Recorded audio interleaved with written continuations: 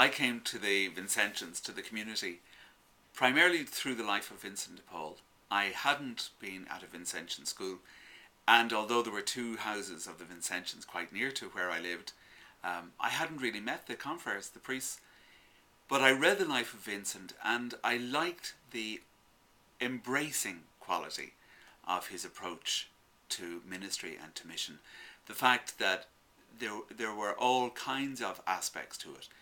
Because, to be blunt, I thought to myself, well, if I'm really bad at something, they can try me at something else. If I really amn't good as a teacher, they could try me off in the parishes, or they could see if I would be any good on the mission team.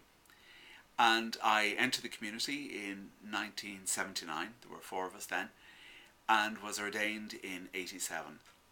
I think fairly early on I realised that the community was going to ask me to work in education, and I was happy with that.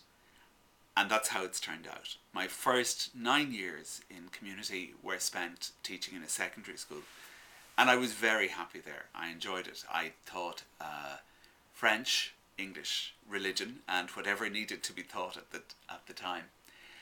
And it was a very enjoyable experience. I got on very well, I think, with the staff and with the pupils in my care. It was also a time when I got to know the members of the community better. When I was in seminary for the 8 years as a student, we were in our own house, we were slightly more isolated. And it was as a priest that I got to know the other priests and the men with whom I shared my life.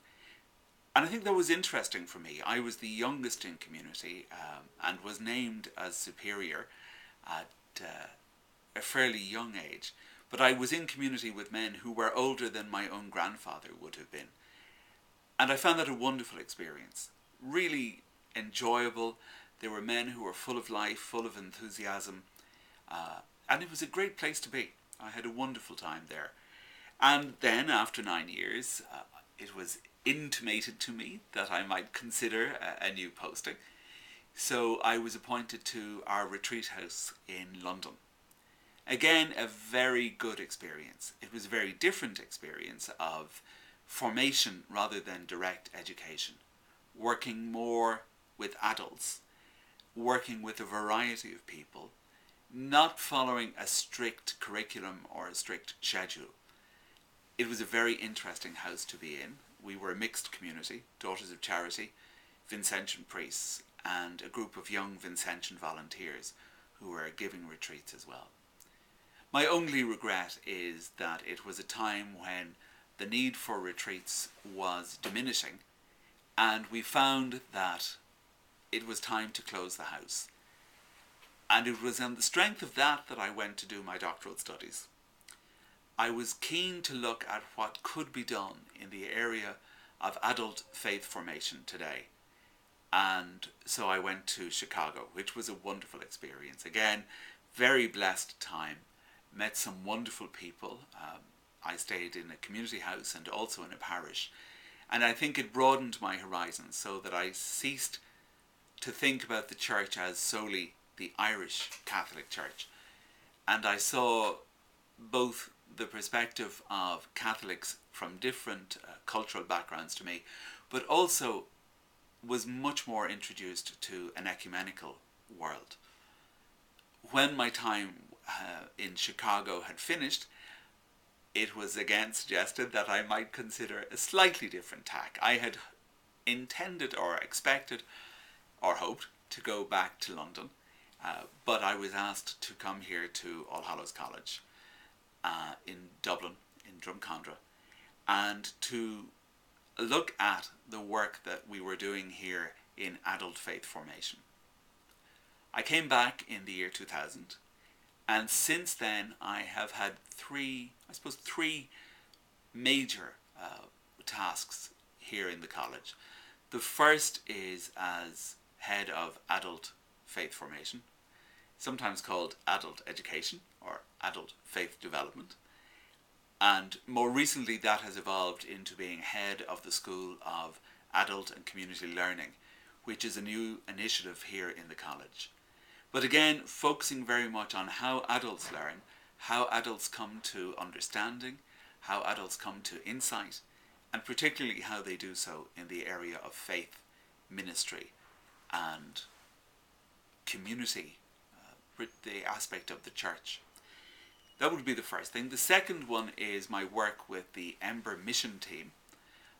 Now the mission team, which travels around the country and indeed travels to England and Scotland, is primarily composed of lay people, men and women, young and old, married and single.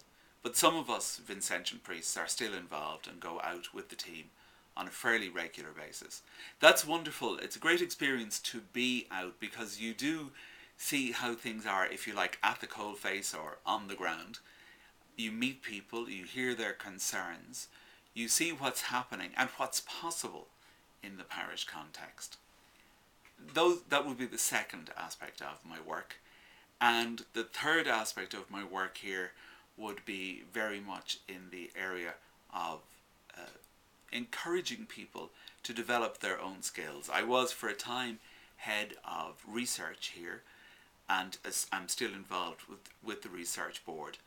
But we would be looking at new initiatives, new ways of responding to the needs of the church and of society in Ireland and in Europe today. I find it's a very wonderful time. It's a challenging time to be in the church. It's not always easy. It's not without its complications.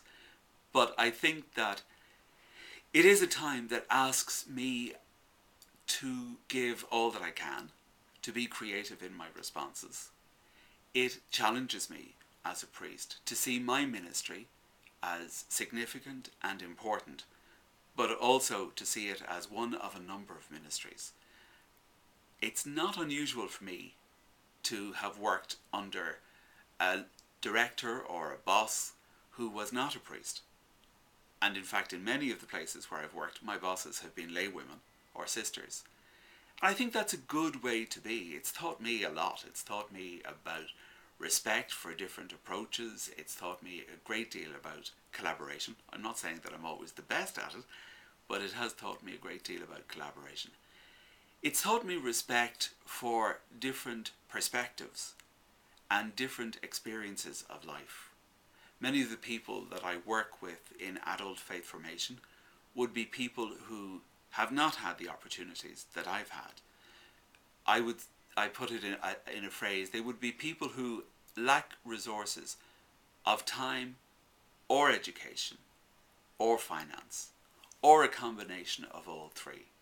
Sometimes I'm working with people who would have very advanced degrees in education but have had very little time to reflect on their faith, on their life, on their own relationship with their God or with their church.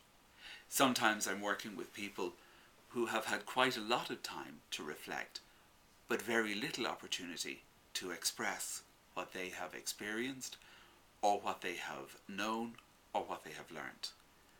I would work with people who have experienced quite a degree of frustration with the church, and also those for whom the church is a great support, for whom faith is a matter as real as the air they breathe or the sun that shines upon them. So all in all, a very widespread remit for my work, but one which I think challenges me, comforts me, blesses me, and calls me to new and creative responses.